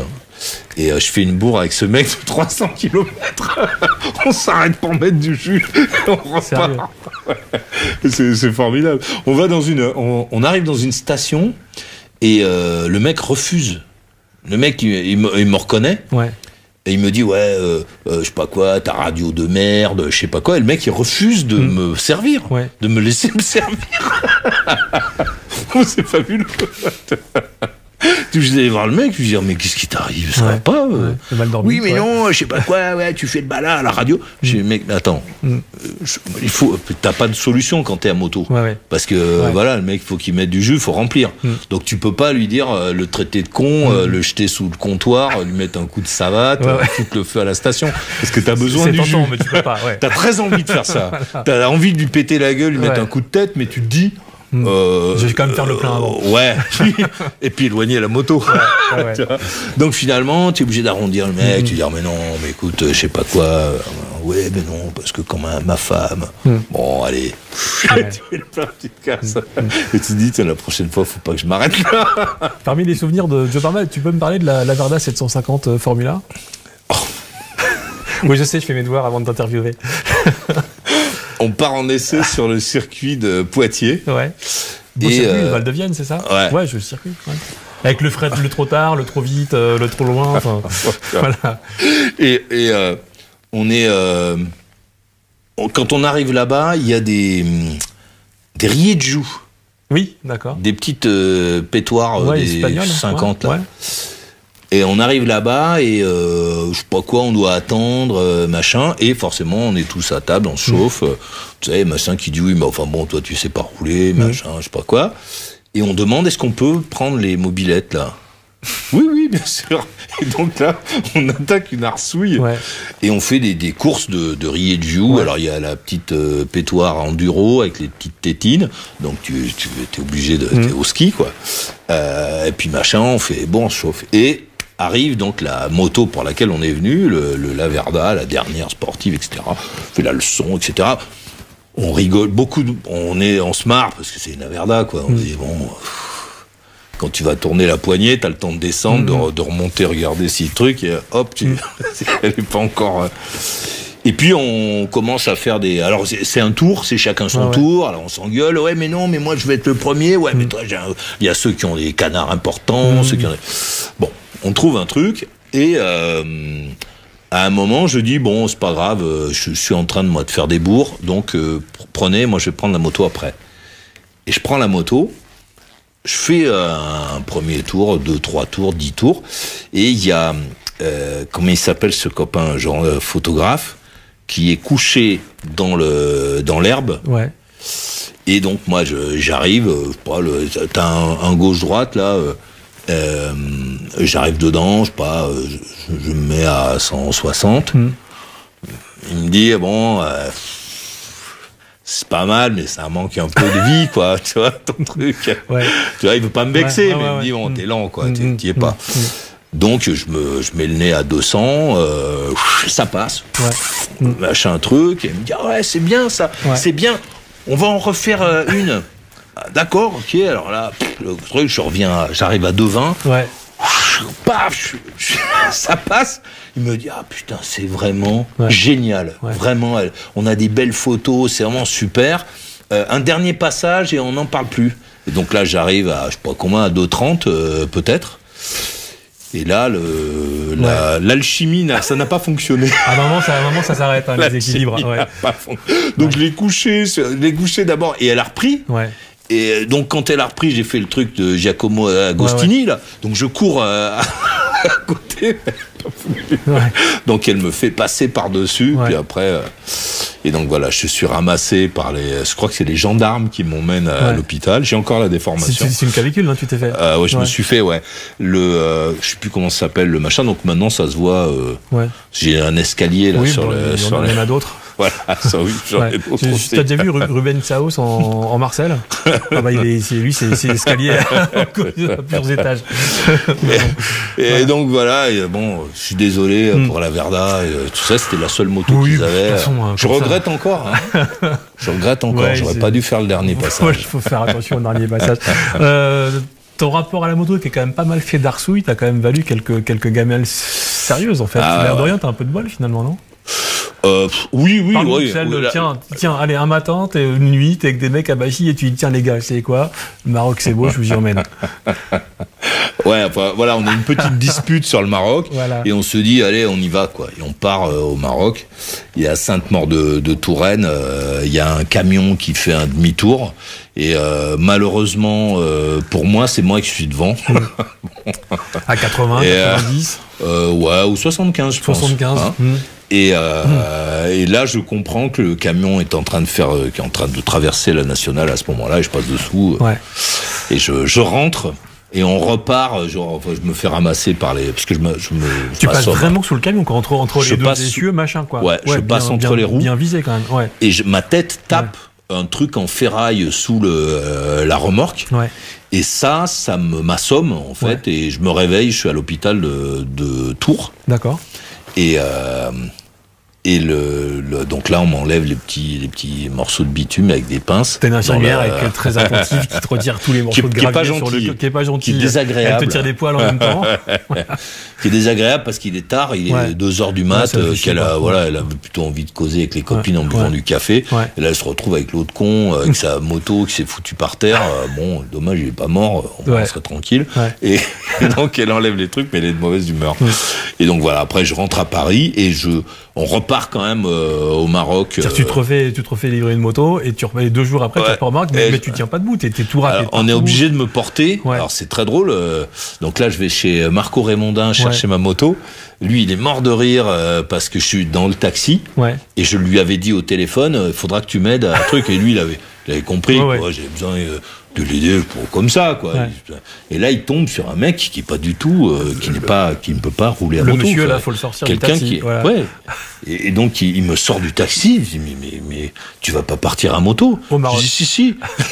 Et il m'emmène la moto. Et le mec, il me pose sur la moto. Et c'est fabuleux. 900 Daytona, c'est ça? 900 Daytona rouge. Une moto que j'ai adorée.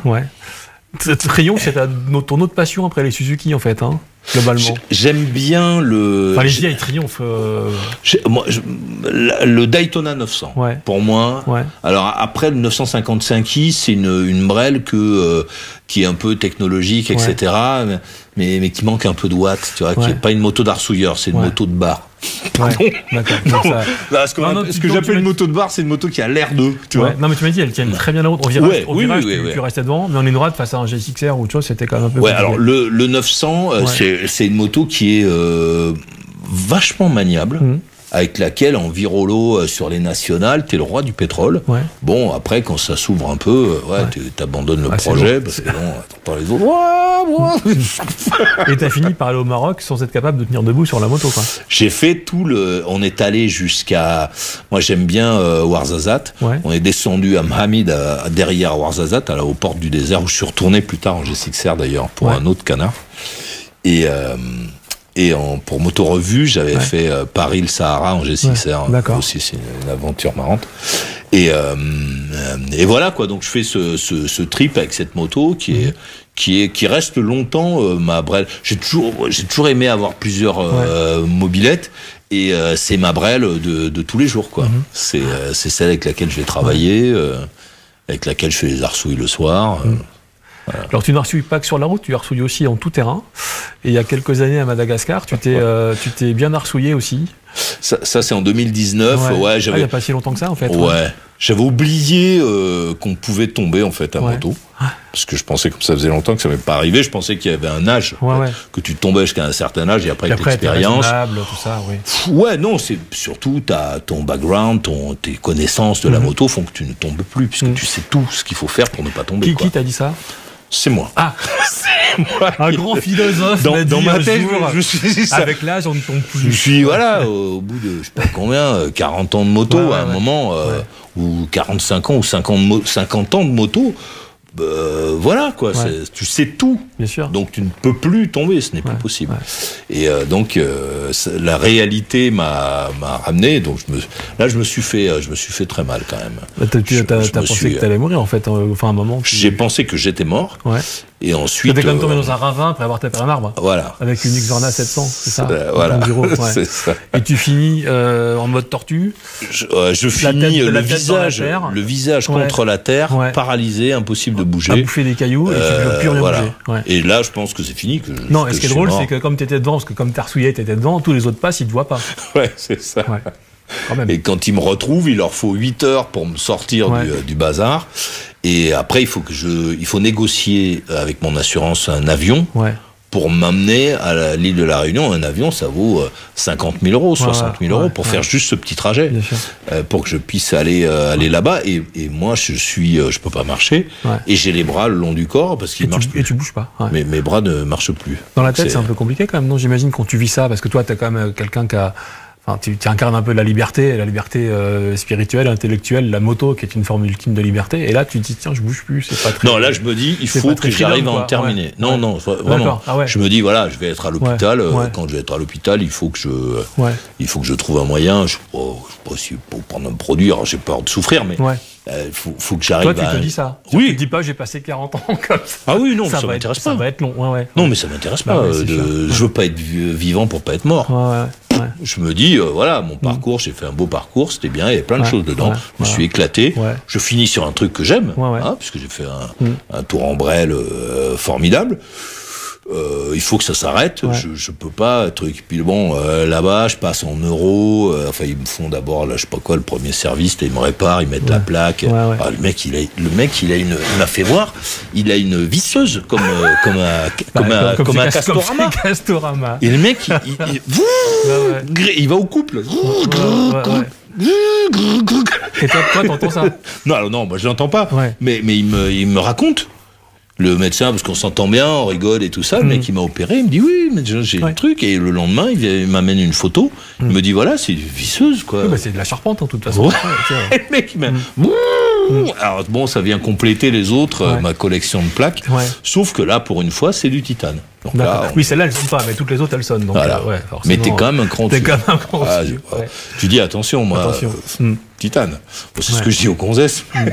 Voilà, je suis plein de titane. Voilà. T'as toujours une maison aux États-Unis. Tu as des motos aux États-Unis. Ouais, une. Il m'en reste une. Mais t'as eu quand même un truc incroyable. T'as eu une 600 YZF turbo. Ouais. Mais pourquoi? Parce que pour faire des arsouilles. Avec les arsouilleurs de New Orleans, tu ne peux pas.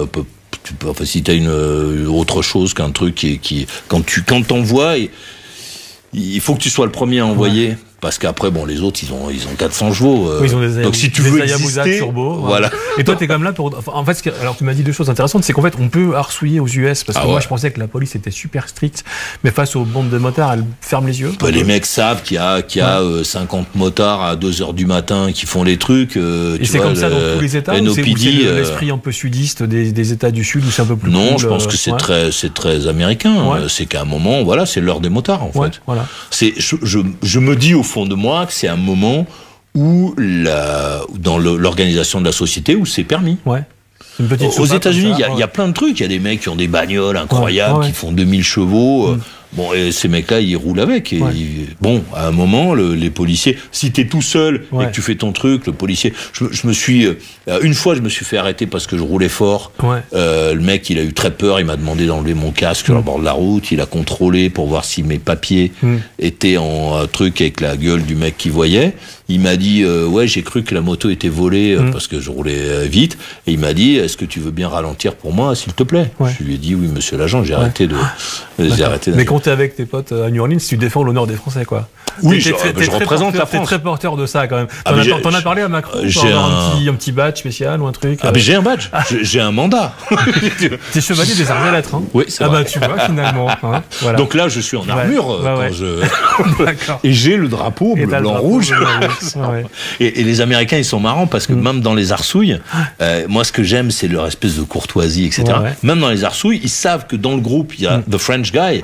Donc, ils te laissent ton moment. D'accord. Tu vois, ils pourraient te noyer, tous partir. Oui, ils sont des Hayabusa turbo et que c'est facile pour eux. Ils t'atomisent. Tu vois, ils ont le temps de faire 4 fois le tour de l'État.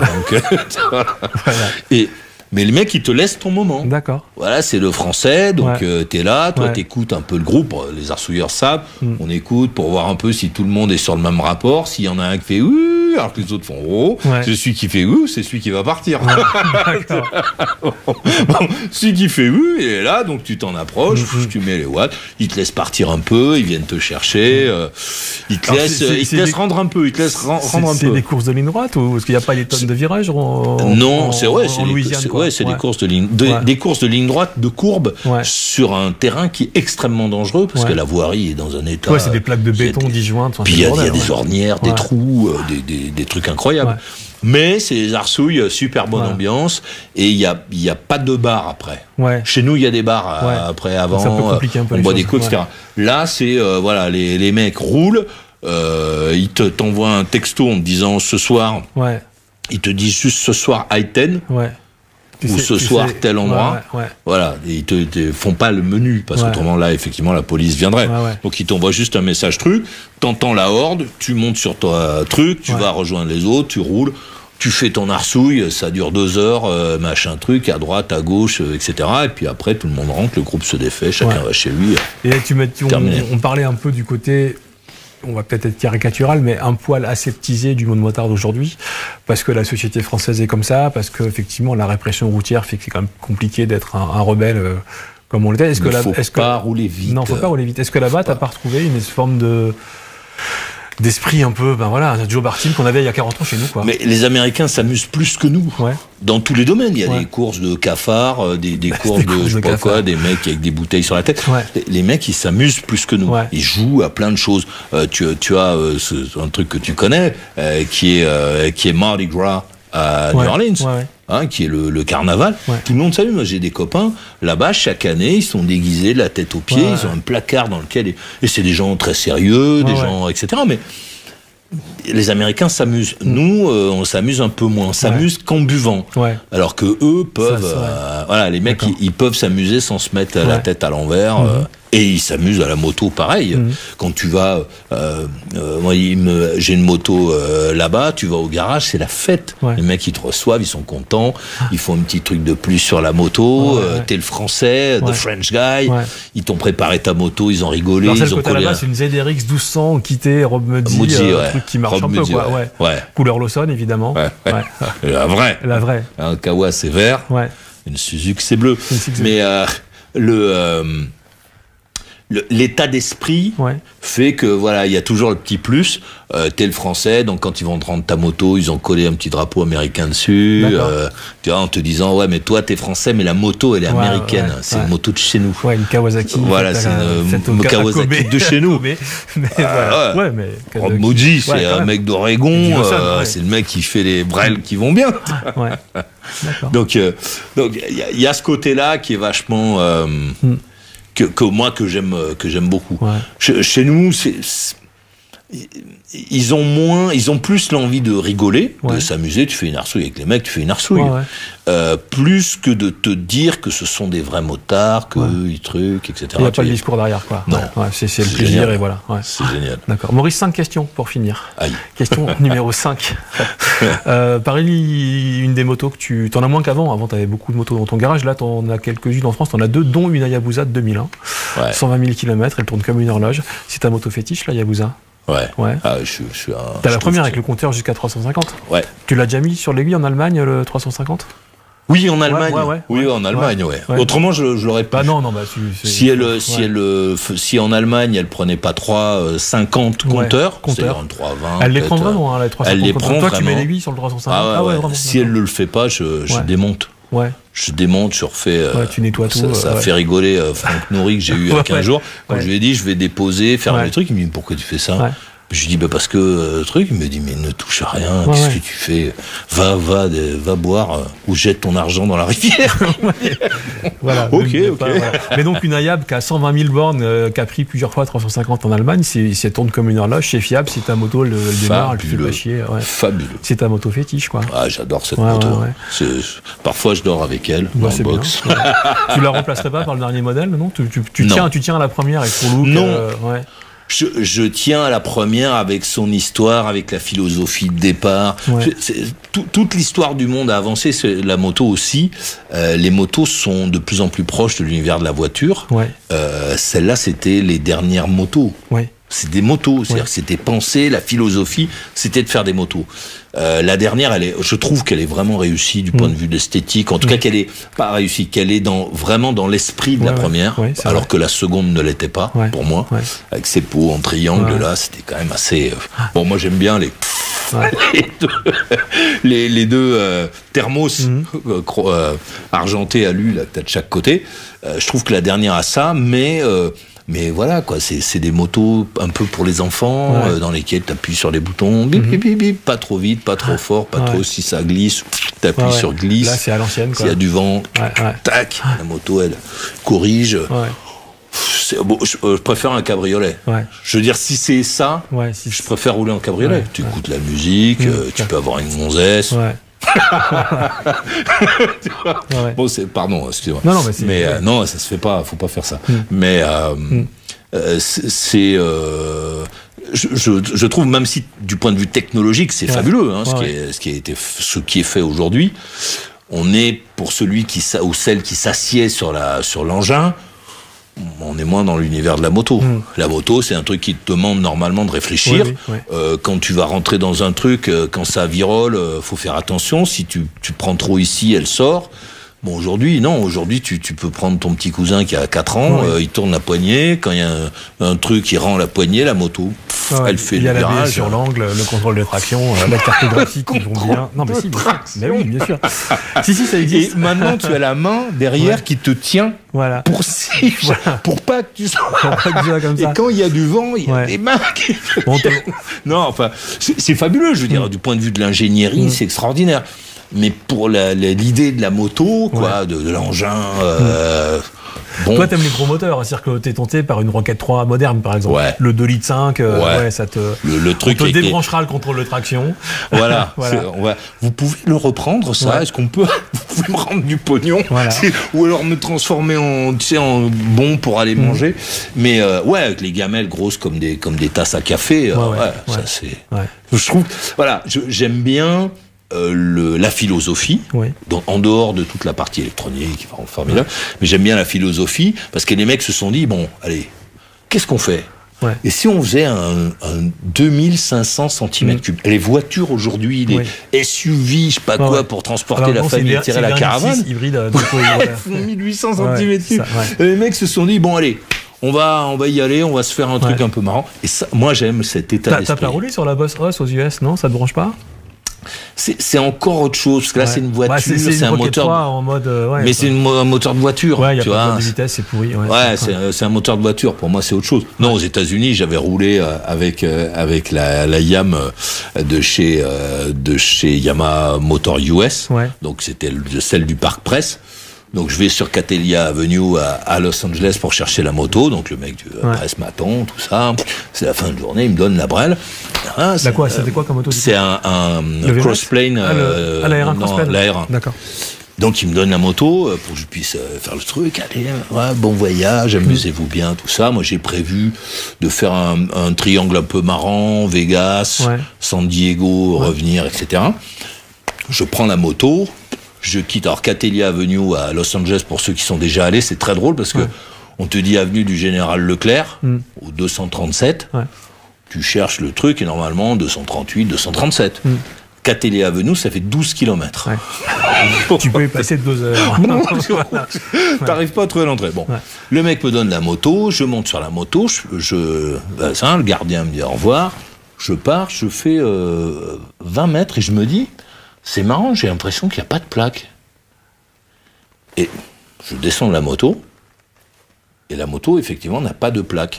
Donc je rappelle le mec, je lui dis, juste pour être sûr, il n'y a pas de plaque sur la moto. Le mec, il me dit, non, elle est neuve, il n'y a pas de plaque. Mais elle est rodée, hein, tu peux y aller. D'accord. Attends, could you come again? Le mec, je lui dis, non, elle est rodée, il n'y a pas de plaque, tu peux y aller. J'ai fait la descente du Grand Canyon à 2,50 au compteur. Dans une R1 sans plaque. Mais oui, t'as les flics qui sont comme ça. Et toi, tu passes, t'as pas de plaque. Tu dis, le mec, il est en Ford, je sais pas quoi. Et d'ailleurs, quand tu passes, le mec, il tourne la tête. Et t'as pas vu. D'accord.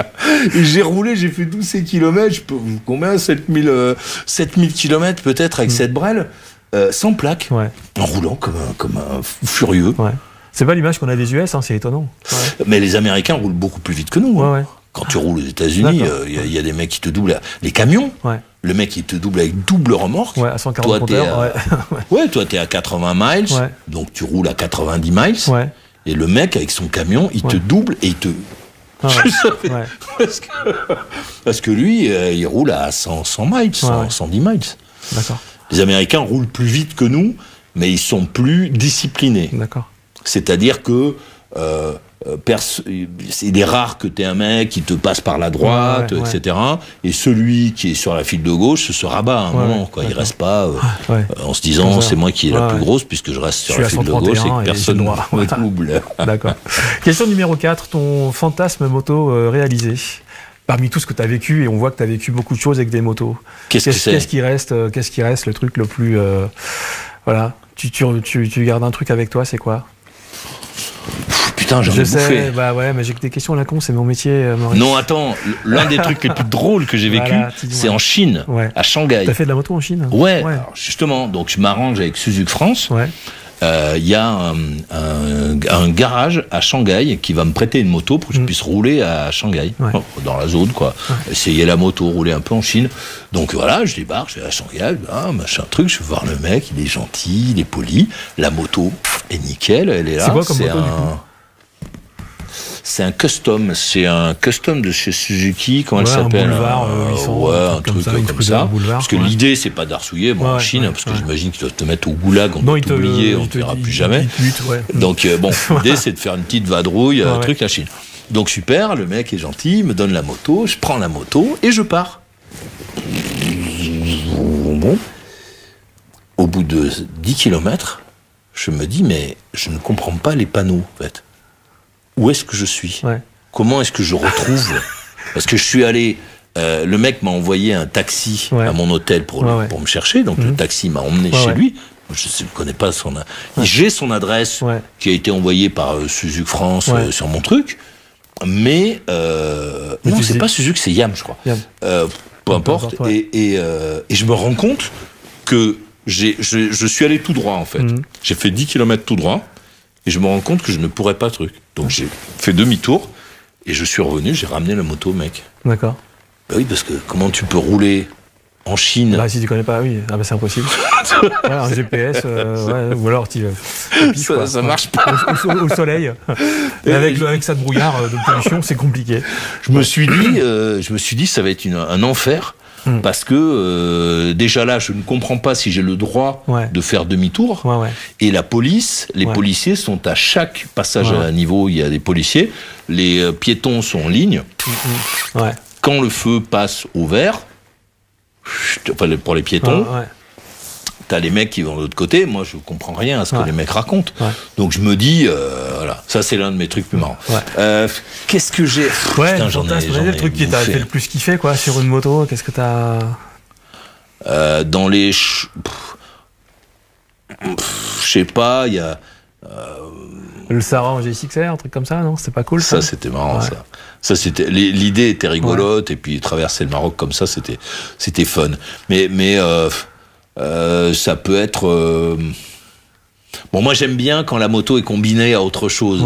C'est-à-dire, quand tu vas pour bouffer, moi j'adore bouffer, tu vois, tu prends ta brelle pour aller bouffer avec une bande de sévères, pour faire des trucs comme ça. Donc mes meilleurs souvenirs seraient comme ça. Ou alors, si j'en ai un qui est vachement chouette, avec mon Moonsy, j'ai fait New Orleans, New York.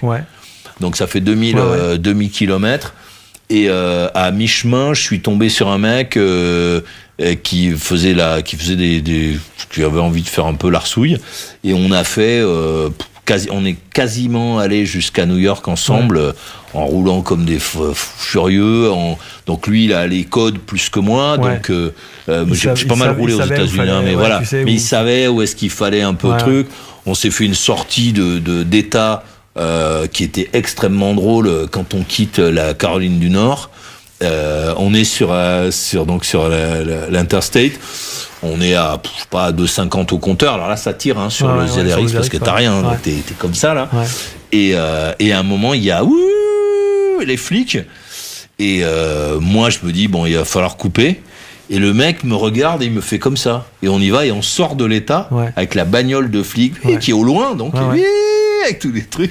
Et on est à toi, parce qu'on va. Et il me l'explique après. Et ils ont plus la juridiction pour aller dans l'état d'après. Et voilà, donc les mecs, ils sont obligés de se couper. Le mec, au coup d'après, à la station, il me dit, oh là là, putain, comment c'était drôle, et tout ça. Et il me dit, voilà, bon, par contre, quand tu vas redescendre, faut pas que tu repasses par la Caroline du Nord, parce que les mecs, ils ont enregistré ton numéro, donc il faut faire un autre tour. Bon, bien sûr, il ne faut pas faire ça. Non, c'est une fiction. Ton fantasme moto pas réalisé, qu'est-ce que t'as envie de faire là avant d'arrêter? Accrocher le casque. Fantasme moto. Oh, je pense pas que je vais arrêter, mon fantasme moto pas réalisé. Non, en ce moment, ou que j'ai envie de réaliser à nouveau. Mais tu l'as pas. Moi, je me referais bien. En ce moment, mon envie, c'est de faire le Sahara. Le Sahara, n'importe. Peut-être en bande, tu vois. Sur piste de sable ou sur route ou... Ah non, piste. Un truc un peu fun, un truc un peu physique, pas trop avec des avant je pouvais rouler pendant des trucs, bon, avec le temps qui passe, bon, les durées de roulage sont moins importantes, mais peut-être que l'un de mes fantasmes, ça a été de faire Majinga, comment ça s'appelle, c'est tout le sud du Maroc, pas du Maroc, de Madagascar. D'accord. C'est sauvage de ces sauvages. Là c'est pour les grands. Là tu tombes tous les 50 km, tu tombes. T'en as marre, il y a des moments où tu te dis j'arrête la moto après, c'est fini, plus jamais je remonterai à moto et tout ça. Les pistes sont dures. Ah, elles sont très dures. Cailloux, c'est quoi? C'est là, non? Alors il y a des cailloux, il y a de la gadoue, il y a des endroits où il n'y a pas de piste, donc tu es dans une sorte de végétation, donc tu essaies de déchiffrer un peu l'endroit où tu vas aller, tu vas jamais droit là où tu vas, c'est extrêmement beau, c'est très motard, mais c'est bon, c'est pour les gens qui ont celui qui a pas un peu de moto ou celle qui a pas un peu de moto derrière lui, il se met à pleurer, quoi, parce que c'est très très dur, mais c'est très beau. Le dernier trip comme ça que j'ai fait, on est parti à 6 et on est arrivé à 2. Vous les avez enterrés où, les 4 autres? Alors, il y en a 2 qui ont lâché au bout d'un moment, parce que c'est vrai que c'est dur, mais c'est une question que tu te poses sans arrêt. Tu t'arrêtes pas de te dire, bon, allez, là, ce soir, c'est bien ce que j'ai fait, j'ai bien roulé. je stoppe les frais, c'était génial. Et puis finalement, voilà, il y en a un qui s'est foutu par terre, qui s'est fait mal, donc tu l'abandonnes dans un truc, il est sur une carriole. Allez, à bientôt. Ouais.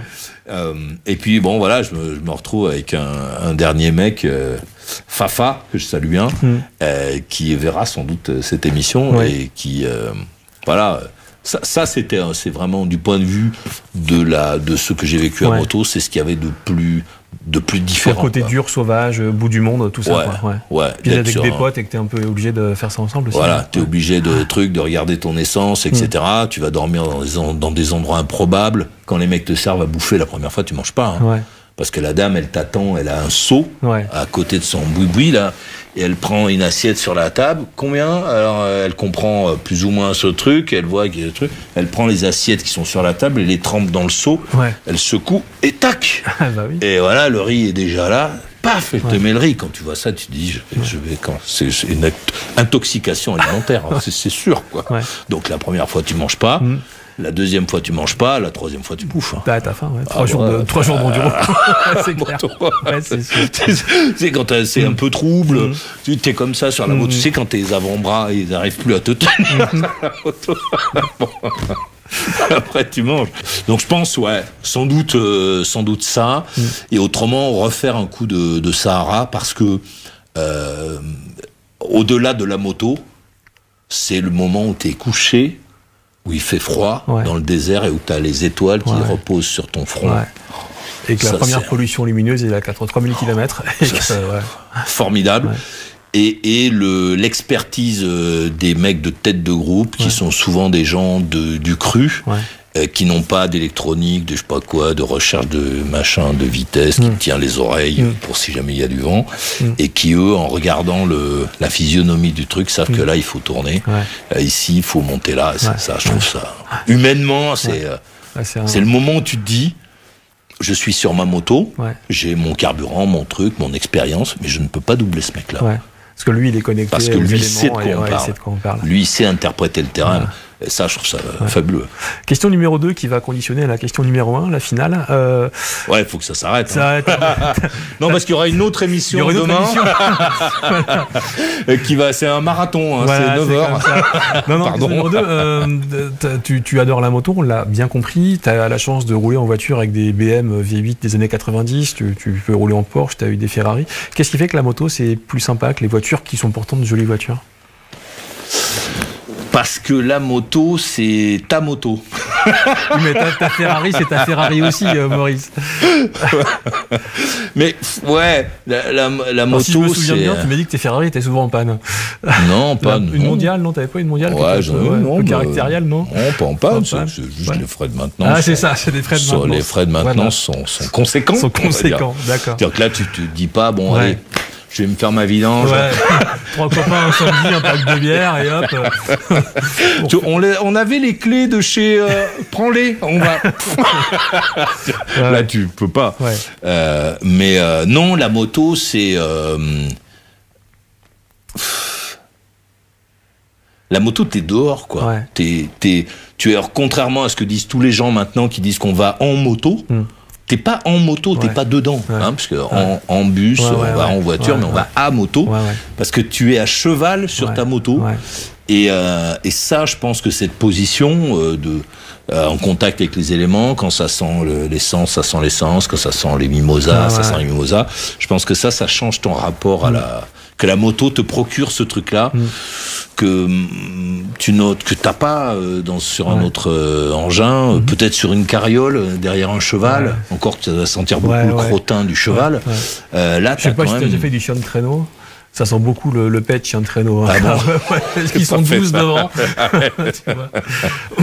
Mais je pense, je me dis, en tout cas, il y a ça et l'instantanéité de la moto. C'est-à-dire, bon, maintenant, ça va être un peu différent avec les voitures électriques qui sont instantanées. Parce que tu prends la moindre de 4 ailes électriques, là, t'appuies, ça fait comme un grille-pain. Grille-pain, t'appuies, tac, c'est rouge. Là, c'est... peut-être que la moto a cette espèce d'instantanéité, puis quand tu bouges, ta moto, elle bouge avec toi. C'est le seul engin même le seul transport, parce que même le cheval, quand tu bouges, tu restes sur ton cheval et tu bouges. Là, la moto, pardon, quand tu lui imprimes un mouvement, elle le suit, je sais pas, c'est peut-être ça. On approche de la question finale. Dis Maurice, pourquoi tu fais de la moto ? Pourquoi je fais de la moto ? Parce que c'est normal. C'est pas normal pour tout le monde. Hein. Parce que je vois pas ce que je ferais d'autre. Enfin, tu vois, la moto, elle est là sur sa béquille, elle t'attend. C'est un projet formidable, un projet d'aller chercher du pain, le projet d'aller... c'est un truc pour visiter, pour aller partout, et en plus qui était... hyper bien accueilli, ou pas du tout, ou mal accueilli, tu vois, qui créait des réactions tranchées. Je me souviens, moi, je suis sorti avec des gonzesses, les parents, ils disaient non, ton copain, en plus, le basané, la moto, alors, non, écoute, Caroline... Ça fait 2 raisons, Marie-Caroline, de ne pas voir ce garçon. Non, c'est pas possible. Oui, mais quand même. C'est pas jouable, quoi.